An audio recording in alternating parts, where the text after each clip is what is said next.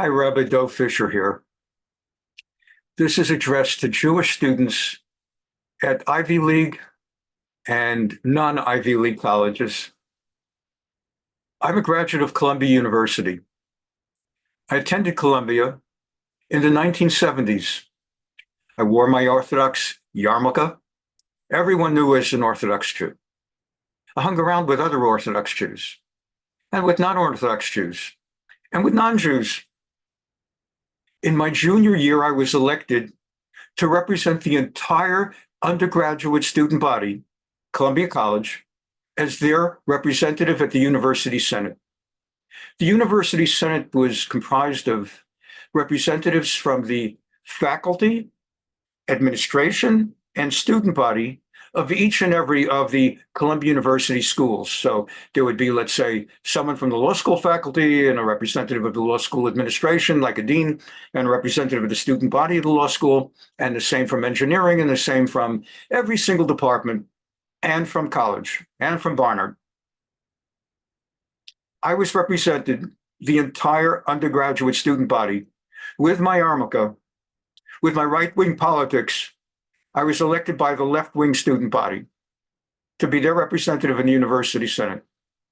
Why would they elect me? Why do people elect most of the fools that are presidents of the United States? It just works out that way. I was known as to be a very big activist. I was an activist for Soviet Jewry, for Jewish issues, for Israel. Oh gosh, I was such an activist. It's a long story for another video, maybe. I'll have to check that the statute of limitations is run. But non-Jewish students and left-wing students elected me because they said, if this son of a gun does what he does for Soviet Jewry in Israel, he's the guy we want in the University Senate to fight tuition rises. And that was it. I ran on a anti-tuition hike agenda, and I got elected. Why am I telling you this? First of all, my Columbia bona fides. Later on, after 10 years as a rabbi, I went to Yeshiva University, got smicha at RIETS, ordained a rabbi at the Rabbi Isaac Elchanan Theological Seminary, practiced 10 years as a Rav. And then I went to UCLA Law School, where I was chief articles editor of Law Review, and eventually went on to a clerkship in the federal U.S. Court of Appeals and practiced about 10, 12 years in major law firms before returning to the rabbinate. And I've been back in the rabbinate for the last 15 so years, altogether 25 years a rabbi, 15 years a lawyer and a law professor. Why is he telling me all of this? I'm telling this to you because I have the bona fides to say, you Jews at those universities where the anti-Semites are marching are a bunch of wimps. You are wimps. You are whining wimps. And I'm ashamed of you. And you should be ashamed of yourselves.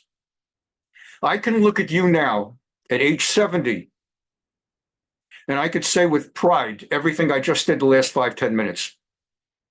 I'm proud of who I was. I'm proud of who I am. I can proudly tell you that I went to Columbia University and I did not stand for any crap from anti-Semites. And I was prominent enough doing so that I even rose to be a university senator.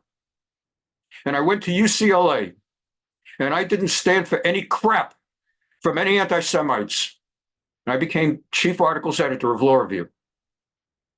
I am ashamed to see the Jews going to schools like Columbia, Harvard, Yale, UCLA, Princeton, are crying, Cornell, are crying and saying, please, we can't take it.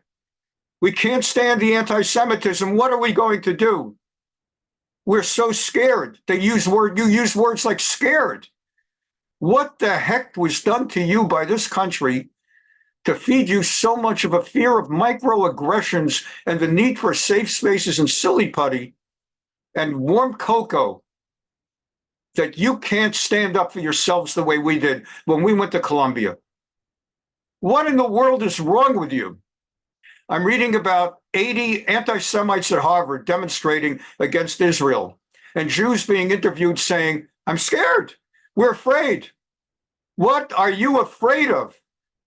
Are there only 80 or fewer of you Jews there? Why aren't there 500 Jews at least if not thousands of Jews from Harvard coming out and demonstrating also. They're yelling from the river to the sea, Palestine will be free. Let them yell it. Why don't you go and yell from the river to the sea, Israel will be free? In other words, you guys are yelling there will be no Israel. We are yelling that the Palestine Authority is going down. Mahmoud Abbas is going down. Judea Samaria is going to replace, it always has been there, and Judea Samaria will be the name of the county or the section, region of the land of Israel and country of Israel in a few years. There'll be no more Palestine Authority. There are no Palestinians. It's a fraud. There is no Palestine. It's a fraud. Why aren't you out there in your hundreds making the same claims and articulating with the same pride? They have their flag. You have your flag. Why aren't you out there? From the river to the sea, Palestine will be free. That's the closest they will ever come to having an Arab sovereignty in Judea Samaria. Why don't you proclaim proudly, from the river to the sea, Israel, all of Israel will be free? What are you ashamed of? You're waiting for non-Jews to protect you? You think the deans of these schools will protect you? So what do? Thank God there's an Elise Stefanik. If it weren't for Elise Stefanik, all those anti-Semites of context still would be deans at your schools. They're not going to protect you. The assistant deans are not going to protect you. You're going to have panel discussions. What, you're going to educate the non-Jewish deans of the panels about the persecution of Jews on your campus? They don't care. They text each other. We know that from the Columbia incident. They text each other. If they get caught, they get fired after 6 months, thanks to Elise Stefanik. If it weren't for Elise Stefanik, these guys would be there still. And even at Columbia, the biggest anti-Semite of all is still the dean of the college, Joseph Sorek, or whatever the heck his name is.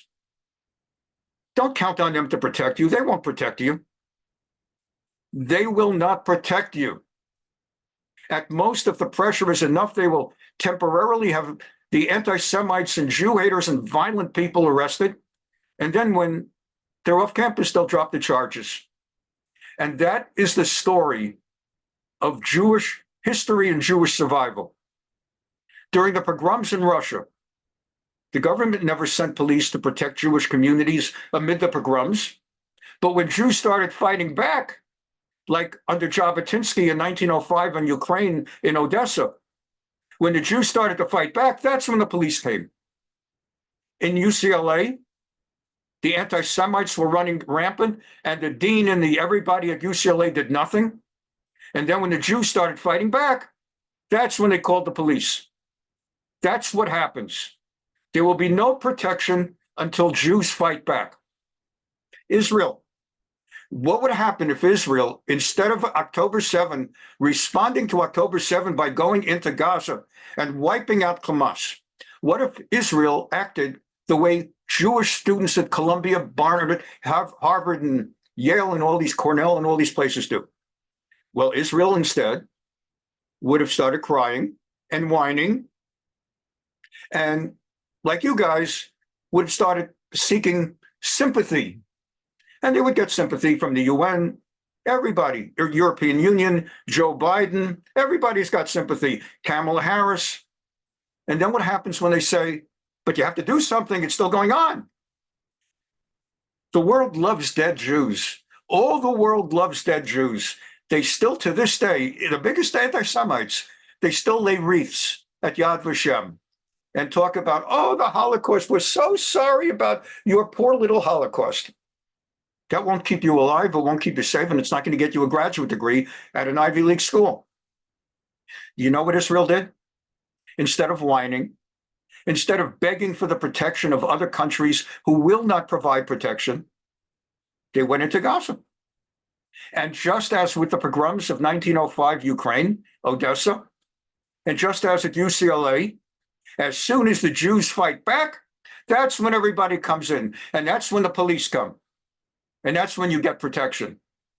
As soon as Israel started fighting back in Gaza, and as soon as Hamas started getting destroyed, That's when the International Court of Justice got involved, and the International Criminal Court, and the European Union, and Biden and Harris. That's when they all get involved.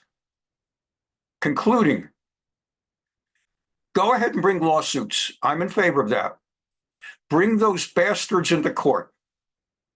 Sue the trustees, not only the deans, but individually sue the trustees at these universities, both in their individual and corporate capacities, for breach of fiduciary duty. Go ahead and sue them. I'm for that. That's part of fighting back. Start demanding that universities create a moratorium on bringing in foreign students for a year or two. No more students. You can't just pinpoint and say no more students from Saudi Arabia or from Qatar, okay? So you have to, it's either all or nothing. There should be a 2-year moratorium on bringing in foreign students. They want to have a moratorium on investing in Israel and companies that invest in Israel. We want a moratorium on bringing in foreign students. Third, we want an end, at least for 2 years. They want to go ahead and cut off investments in Israel. We want no more Arab countries' money coming into universities. Your university should not be accepting money from Saudi Arabia, Qatar, Kuwait, and all of those countries. Those are legitimate things to demand. But you have to fight back. And fighting back doesn't mean using your fists. Fighting back means no more whining, no more crying, no more begging the Anti-Defamation League to save you. They won't save you. They're too busy with all their other nonsense.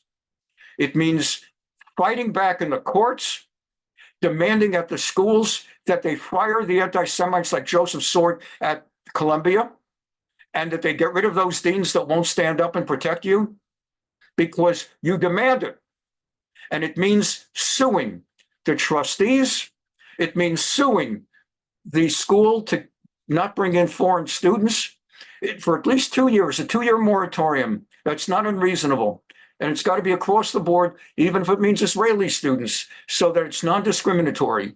Number 3, no more Arab foreign money in the universities.